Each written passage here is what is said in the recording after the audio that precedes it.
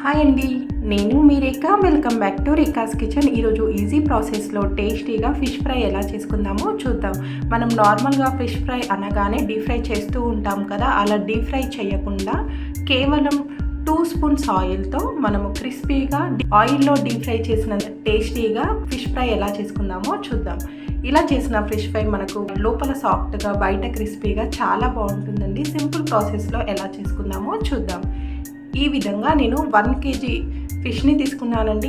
ఇది పెద్ద ఫిష్ అండి. నేను 1 kg పీసెస్కి మాత్రమే ఎన్ని మసాలాలు వేసుకుందామో చూపించబోతున్నాను.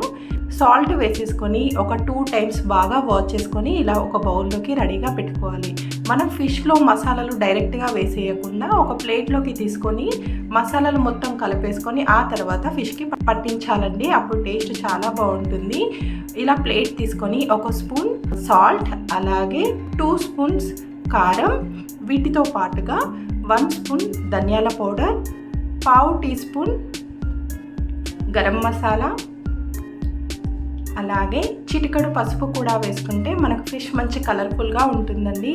అలాగే ఫ్రెష్గా ఉన్న అల్లం వెల్లుల్లి పేస్ట్ని 2 టీ స్పూన్స్ వేసుకొని వీటన్నిటిని కలిపి ఫిష్కి పట్టించుకోవాలి. అలాగే మనం వీటిలోకి ఒక సగం వరకు నిమ్మరసంని కూడా వేసుకొని మసాలా మొత్తం కలిసేలాగా కలుపుకోవాలండి. మనకు ఈ మసాలా తిక్కుగా ఉండాలండి. మరీ లూజ్గా చేసామంటే ఫిష్ పీసెస్కి పట్టకుండా మనకు ఒక బౌల్ కిందికి వెళ్ళిపోతుంది.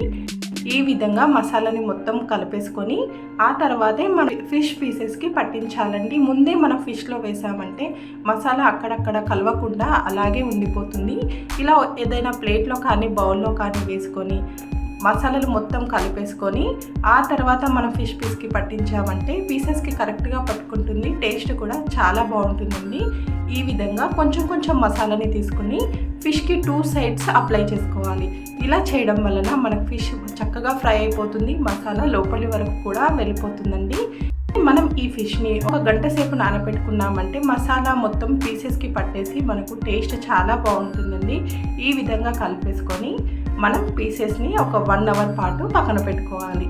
మనకు చూసారు కదా, మనం ముందే ప్లేట్లో మసాలా వేసుకొని కలుపుకుంటే మనకు ఈ విధంగా తిక్కుగా ఉంటుందండి. 1 అవర్ తర్వాత స్టవ్ పైన ప్యాన్ పెట్టేసుకొని 2 టేబుల్ స్పూన్స్ ఆయిల్ వేసుకొని మనం ఈ 2 టేబుల్ స్పూన్స్ ఆయిల్తోనే ఫిష్ని ఫ్రై చేసుకుంటామండి.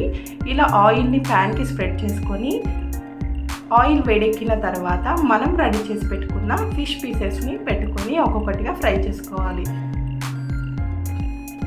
మీడియం ఫ్లేమ్లో ఫ్రై చేసుకోవాలండి. హై ఫ్లేమ్లో పెట్టామంటే మనకు పైన కలర్ వచ్చేస్తుంది, లోపల సరిగ్గా కుక్ అవ్వదు. మనకు ఫిష్ సరిగ్గా కుక్ అవ్వాలి అంటే మనం మీడియం ఫ్లేమ్లో పెట్టుకొని ఫ్రై చేసుకోవాలి. ఫిష్ని పెట్టేసి ఆ తర్వాత 1/2 టీ స్పూన్ ఆయిల్ని ఇలా పైన వేసుకోవాలి. పైన వేసేసుకొని మనం ఈ ఫిష్ని గోల్డెన్ కలర్ వచ్చే వరకు ఫ్రై చేసుకోవాలి కదా. మనం ఫిష్ని మధ్య మధ్యలో అటు ఇటు తిప్పుతూ ఫ్రై చేసుకోవాలి. ప్రతి 1 మినిట్కి ఒకసారి ఫిష్ని మనం ఈ విధంగా తిప్పుకుంటూ ఫ్రై చేసుకున్నామంటే మనకు ఫిష్ ఈజీగా ఫ్రై అయిపోతుందండి. చూసారు కదా, సింపుల్ ప్రాసెస్లో తక్కువ ఆయిల్తో డీప్ ఫ్రై చేసే పని లేకుండా ఇలా చేసిన ఫిష్ ఫ్రై మనకు క్రిస్పీగా ఉంటుంది. అలాగే టేస్ట్ కూడా చాలా బాగుంటుంది. ఎక్కువ ఆయిల్ యూజ్ చేయకుండా ఈ విధంగా ట్రై చేయండి. ప్రతి 1 మినిట్కి ఒకసారి ఈ విధంగా తిప్పుకుంటూ మనం ఫిష్ ఫ్రైని చేసుకోవాలి. ఇలా మిగతా ఫిష్ ఫ్రైని మొత్తం చేసేసుకుంటే మనకు టేస్టీగా ఉండే ఫిష్ ఫ్రై రెడీ అయిపోతుందండి. చూసారు కదా, మనం మీడియం ఫ్లేమ్లో పెట్టుకున్నాం కాబట్టి మాడిపోకుండా కరెక్ట్గా వస్తుందండి. మనకు ఫిష్ ఈ విధంగా ఫ్రై అయిన తర్వాత మనం ఒక ప్లేట్లోకి తీసుకోవాలి. ఇలా ప్లేట్లోకి తీసుకొని మిగతా ఫిష్ని కూడా సేమ్ ఇలాగే ఫ్రై చేసుకుంటే టేస్టీగా ఉండే ఫిష్ ఫ్రై రెడీ అయిపోతుందండి. చూసారు కదా, సింపుల్ ప్రాసెస్లో తక్కువ ఇంగ్రీడియంట్స్తో ఈజీగా చేసేసుకునే రెసిపీ అండి.